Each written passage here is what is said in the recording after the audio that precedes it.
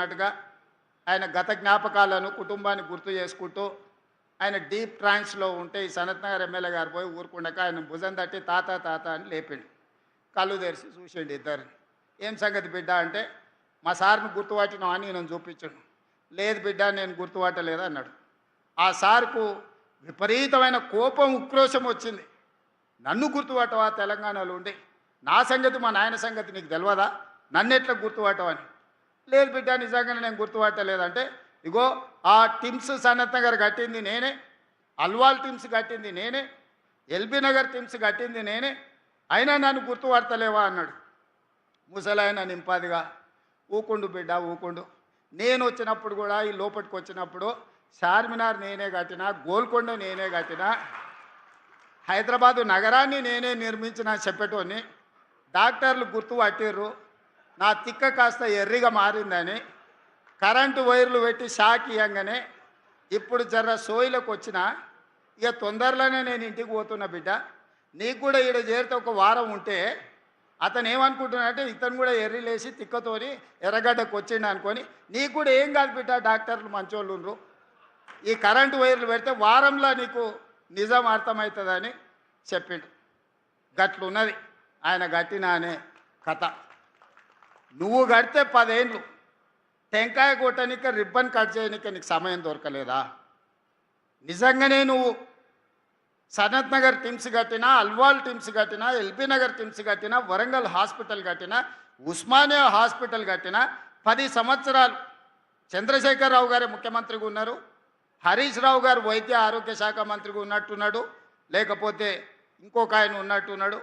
మీ కుటుంబమే ఉంది కదా, మీరెందుకు రిబ్బన్ కట్ చేయలేదు? మీరు ఎందుకు ప్రారంభించలేదు? ఎందుకు మీరు పేదల కోసం సేవలు అందించాలనే ప్రయత్నం చేయలేదు? ఉస్మానియాని నిర్వీర్యం చేసి కూల్చాలని మీరు ప్రయత్నం చేస్తే కొత్త ఉస్మానియా హాస్పిటల్ని మేము కట్టినాం. మీరు జీవోలు ఇచ్చి టెంకాయలు కొట్టి మీరు ఏం కట్టుకున్నారు?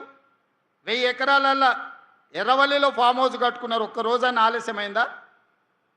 జన్వాడలో 100 ఎకరాలలో ఫామ్ హౌస్ కట్టుకున్నావు నువ్వు, విలాసవంతమైన ఫామ్ హౌస్, వైట్ హౌస్ కూడా పనికిరానంత గొప్ప ఫామ్ హౌస్ కట్టుకున్నావు. ఒక్క రోజైనా ఆలస్యమైందా? మీ చెల్లెలు శంకర్పల్లిలో ఫామ్ హౌస్ కట్టుకుంది, ఎప్పుడైనా ఆగిందా? మీ బావ మొయినాబాద్లో ఫామ్ హౌస్ కట్టుకున్నాడు, ఎప్పుడైనా ఆగిందా?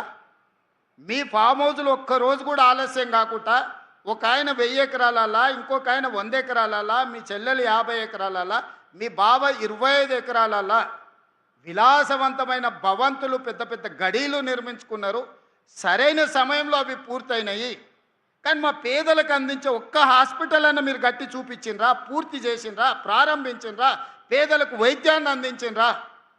ఇంకా కూడా ఆత్మ పరిశీలన చేసుకోకుండా, ఏ మాత్రం సమాజం గమనిస్తుందని సిగ్గుపడకుండా నోటికొచ్చిన అబద్ధాలు చెప్పి బతకాలనుకుంటారు. తెలంగాణ ఉద్యమం అప్పుడు రాష్ట్ర సాధన కోసం మీరు ఎన్ని అబద్ధాలు చెప్పినా, ఎన్ని తప్పులు చేసినా ఆ ప్రొఫెసర్ కోదండరామ్ గారి ముఖం చూసి మేము అందరం ఊరుకున్నాం. ఇప్పుడు అట్లాంటి పరిస్థితి లేదు. దయచేసి మీ ఆలోచనలు, మీ బుద్ధి మారాలి. కరువు రావాలని అఘోర దీక్షలు, రాష్ట్రంలో రైతులు చచ్చిపోవాలని చేతబడులు చేపించేది మాని మీ బుద్ధి మారాలని ఆ నల్లమల్ల అడవుల్లో పోయి ఒక 2 ఏళ్ళు తపస్సు ఏమైనా చేస్తే, అడవులల్లో ఆ సెంచులకు ఏమైనా సేవ చేస్తే, లేకపోతే ఆదిలాబాదులో మా గోండులకు ఏదన్నా సేవలు అందిస్తే, మీరు సంపాదించిన 1,00,000 కోట్లల్లో కనీసం నియోజకవర్గానికి 10 కోట్లు 20 కోట్లు ఖర్చు పెట్టి సేవలు చేస్తే మీరు చేసిన పాపాలు కొన్నెన్నా తగ్గుతాయి, మీకు విముక్తి జరుగుద్ది.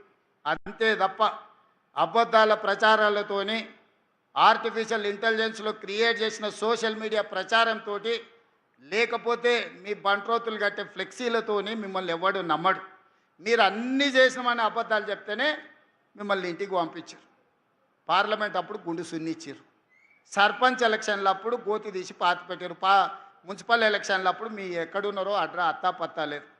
అయినా మీ బుద్ధి మారలేదు. నేనేం మీ బుద్ధి మారాలని కోరుకుంటలేను. మీరు ఇట్లనే 2034 వరకు ఉండాలని నేను కోరుకుంటున్నాను. ఎందుకంటే మీలాటోడు ఉంటే నాకు అలకట్ పని. చంద్రశేఖరరావు గారు నాకు ఏం సాయం చేసినా చేయకపోయినా గట్లాంటో నీ కొడుకు నువ్వు ఈ తెలంగాణకి ఇచ్చినందుకు నాకు మేలు జరిగింది. అట్లనే ఉండాలి, నీ కొడుకు మారొద్దు. మారితే మళ్ళీ మేము ఇంకా కొంచెం ఎక్కువ కష్టపడాల్సి వస్తుంది. కాబట్టి మిత్రులారా, ఎవరేమనుకున్న మా మంత్రులు కూడా బాధపడుతున్నారు, మా ఎంకన్నా మా బట్టన్న వాళ్ళు ఇట్లే చెప్పిరు అట్లే చెప్పిరని. వాళ్ళు అట్లనే అబద్ధాలు చెప్పాలన్నా నిజాలు ప్రజలకు అర్థమవుతూనే ఉంటాయి. వాళ్ళ అబద్ధాలు చెప్పడం మాననంత కాలం నేను ఇట్లాంటి నిజాలు చెప్పడం కూడా మాననింగా. ఎందుకంటే ప్రతి దగ్గర ఒక 5 నిమిషాలు నిజాలు చెప్పడం మొదలు పెడతా. ఇన్ని రోజులు మనకెందుకు లేని ఊరుకున్నా, ఇప్పుడు నిజాలన్నీ మీకు చెప్తాను. నిజాలు మీకు తెలుస్తాయి. ఈ కార్యక్రమాన్ని ఇంత అద్భుతంగా నిర్వహించినందుకు ఈ